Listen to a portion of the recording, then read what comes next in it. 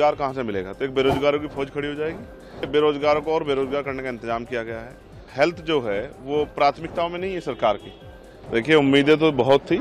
हम लोग पार्लियामेंट में आए हैं तो उम्मीद ये थी कि बहुत सारे कल्याण की योजनाओं पे, नौजवानों पे, किसानों पे, महिलाओं पे बात होंगी, लेकिन ऐसा कुछ दिखाई नहीं दिया। सबसे बड़ी इस देश की समस्या बेरोजगारी। तो इंटर्नशिप की बात हुई है, लेकिन इंटर्नशिप के बाद क्या, रोजगार कहाँ से मिलेगा? तो एक बेरोजगारों की फौज खड़ी हो जाएगी। जैसे अग्निवीर के 5 साल के बाद अग्निवीर क्या करते हैं, उसी तरह से बेरोजगारों को और बेरोजगार करने का इंतजाम किया गया है। महिला कल्याण पे जो बातें हुई हैं सुनने में बहुत अच्छी है, लेकिन भारत में कामकाजी ज़्यादा महिलाओं की संख्या है घरेलू महिलाओं की। तो घरेलू महिलाओं की रसोई कैसे जो है अच्छी हो और उनका घर जो उनके बजट के दायरे में कैसा है, इसके लिए कोई जो है महंगाई पे कोई लगाम नहीं लगाई गई है। किसानों के लिए बहुत बड़ी बड़ी बातें हैं, लेकिन किसानों के लिए जो मेन प्रायोरिटी थी उनकी, जिसके लिए वो 17 महीने आंदोलन करते रहे, 700 किसान जान गई, एमएसपी की गारंटी पे सरकार ने कुछ नहीं कहा।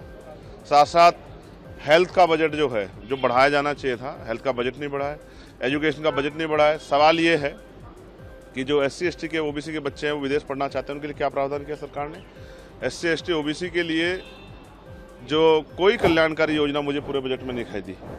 साथ साथ आज भी विकसित भारत की बात हुई है, हेल्थ जो है वो प्राथमिकताओं में नहीं है सरकार की, क्योंकि जो सूची उन्होंने दी है नो विकसित प्राथमिकताओं की सूची, उसमें नहीं है हेल्थ। और आज भी अगर भारत में गटर में लोग जान दे रहे हैं और आज भी जो है भारत का मतदाता गटर में उतर रहा है, तो सफाई कर्मचारियों के लिए क्या किया आपने? सफाई कर्मचारियों के लिए अलग से बजट की व्यवस्था होनी चाहिए थी।